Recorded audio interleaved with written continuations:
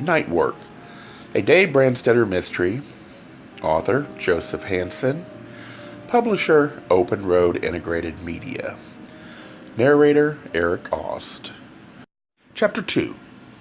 The sheriff's car did not go that way. A brown man and a black man in suntan and sunglasses stepped out of it. They were young. The black one looked overfed. He eyed the Jaguar and turned his opaque gaze on Dave. He shook his head and smiled sadly. The sheriff's? And when Dave nodded, not your smartest move. Beverly Hills, where this belongs.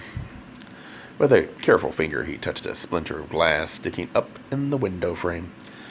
They get anything? Dave bent and looked through the hole. The blunpunct was still in the dash. I don't think so. I think they wanted the radio. The Latino deputy scratched his chest and looked off up the bleak street where now nothing moved. You take what you can get. You know what the unemployment figures are for teenage blacks around here? 60%. Did you get a look at them? If we catch them, would you be willing to testify in court? From her front door, Angela Myers said, No, he wouldn't. You know how they make life hell for you.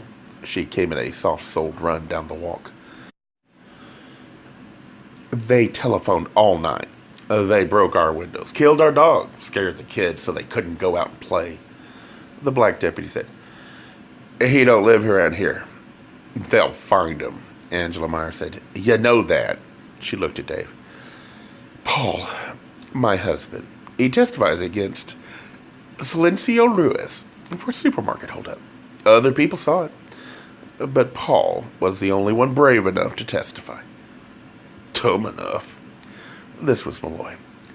He had put on faded blue jeans, a cigarette burned at the corner of his mouth, and jumped when he spoke.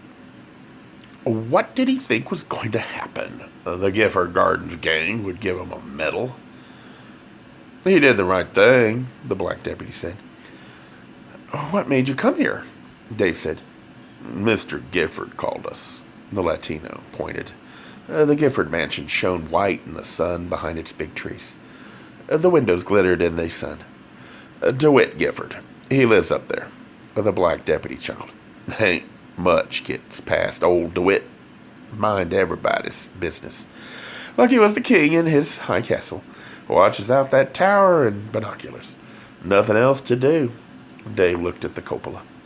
Maybe he imagined it, but he thought he saw a wink of reflected sunlight sharper than that of the curved window glass. The lenses of Gifford's Beauchamps told the dispatcher some boys was after your car. Dave said, I'll have to go up and thank him. You'll have a hard time. The Latino deputy walked around the sheriff's car to the driver's side. He's got more chains and locks and burglar alarms than you can count. Guard dogs too. Nobody gets in there. Across the roof of the car, where the amber light still winked, he said, Those boys will be back at the Mustang garage, probably. You want to drive with us? Point them out to us? Don't do it, Angela Myers said. Don't worry, the black deputy said. I ain't going in there. No way. I'll call for backup. His partner dropped into the sheriff's car and reached for the dashboard microphone. We'll need the Marines, the black deputy said. It only adds up to a broken window, Dave said. It's not worth risking life and limb for. I'll let it pass. I have work to do in this town. Get yourself another car, the black deputy said. It looked like you could buy a fleet for what this one cost. He stroked the lustrous dark brown finish. You want one if they remove certain parts. It don't much matter. He grunted when he dropped onto the seat of the sheriff's car. He closed the door. I'm serious. I take every man who wears a large gun seriously, Dave said. Thanks for coming, and thanks for your advice. Mrs. Myers. This was the Latino deputy. He bent his head and peered past his partner. Silencio Ruiz. He hasn't been bothering you, has he? What do you mean? He's in San Quentin. I mean your face. It looks like somebody beat you up. It wasn't him, was it? I had a fall. She touched her swollen eye. At the restaurant where I work. He's out on parole, the deputy said. A week already. And that's why I asked. Your husband. Has Ruiz been bothering him? My husband is dead, she said. I'm sorry to hear that. If Silencio bothers you, that will constitute breaking the provisions of his parole. Don't let him intimidate you. Call us right away, okay? He smiled briefly, raised a hand, and the sheriff's car rolled off down the empty morning street. The amber light was not winking anymore. I have to get to work. Angela Myers hurried toward the house. I can't afford any more days off. Jean Malloy started across the brown grass toward two narrow strips of cracked cement that were a driveway. I'll drop you off. So you'll have the car to run around to bars all day, wasting gas. She jerked open the screen door. Like hell you will. Dave was right behind her. She marched for the rear of the house, and so did he, in a kitchen that smelled of burned toast and where spoons leaned in cereal bowls on a steel-legged table with a yellow Formica top. She snatched up a soft leather handbag from a yellow Formica counter beside a steel sink and reached for the back door. Please wait, Dave said. She swung around sharply, surprised and annoyed that he was still here. He said, I have bad news. Call your brother and sit down, all right? He turned a steel-legged chair with yellow plastic padded back and cushion out from the table. Crumbs strewed the seat. He brushed them off. She didn't move. She glared at him. He said, Your husband didn't fall asleep. What happened to him was not an accident. Any more than what happened to your face was an accident. And she said, Look, mister, I don't know who you think. Malloy appeared at the back screen door. Oh, what's going on?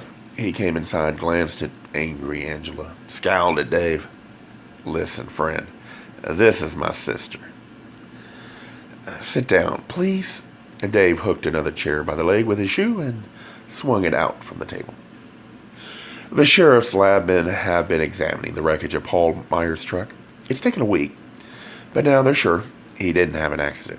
Someone attached an explosive device under the cab and blew it up. No. Angela clutched Malloy's arm as if her legs wouldn't hold her. She was more than surprised. She was frightened. She looked up into Malloy's unshaven, sulky boy face as if he could change the truth. They wouldn't do that. Why would they? He was tired. He drove off the road. Malloy regarded Dave. You're sure about this? The technicians are sure. It was detonated by remote control. Someone followed him and set it off when he reached that particular curve. They meant for it to look like an accident. Trucks have gone off there before. Silencio, Malloy said. He helped Angela to a chair. She collapsed onto it. She was shivering. Malloy said, I'm calling the cops. He moved to leave the kitchen. Save you time, Dave told him. They're on their way. Lieutenant Jamie Salazar, Sheriff's Homicide. He checked his watch. He was supposed to meet me here. Is there any whiskey? Uh-huh. Malloy gaped. Dave nodded at Angela. Malloy looked at her and understood. Yeah, sure. He climbed on a chair and from a high cupboard brought down a fifth bottle with a red label. Slim price. He unscrewed the cap and poured from the bottle into a glass that had held orange juice. He pushed the glass at Angela. Here, this will make you feel better. I can't go to work with liquor on my breath. You can't go to work anyway. You have to tell them about Ruiz in the courtroom. What he yelled when the judge sentenced him. He was going to kill Paul. Isn't that what you told Mom? He was going to kill Paul when he got out. She leaned back in the chair, sighed, shut her eyes. They get excited and say crazy things. Mexicans. Angie, it had to be him. It happened just after he got out. You heard that deputy. He took her hand, folded the fingers around the glass. Drink that, will you? You look like you're going to pass out. She opened her eyes, drank, made a face, shuddered. Malloy said to Dave, who in hell else could it be? Didn't it have to be him? It was a sophisticated device, Dave said. I understood Ruiz was a street punk. There's training shops and prisons, Malloy said. And Dave sat down. Angela sat with her eyes closed. The whiskey forgotten in her hand, he reached out and gently touched her arm. She opened her eyes. Mrs. Myers, who beat you up? A corner of her mouth twisted. Who always beats women up? Husbands. You look old enough to know that. Dave looked up at Malloy. Malloy seemed surprised. Dave said, Didn't he do anything about it? Me? I wasn't here. You think he'd let me live here? Forget it. Not for years. He wouldn't let you live off of him? Angela said dully. Malloy told Dave. I came after he got killed. Has to be a man in the house in Gifford Gardens.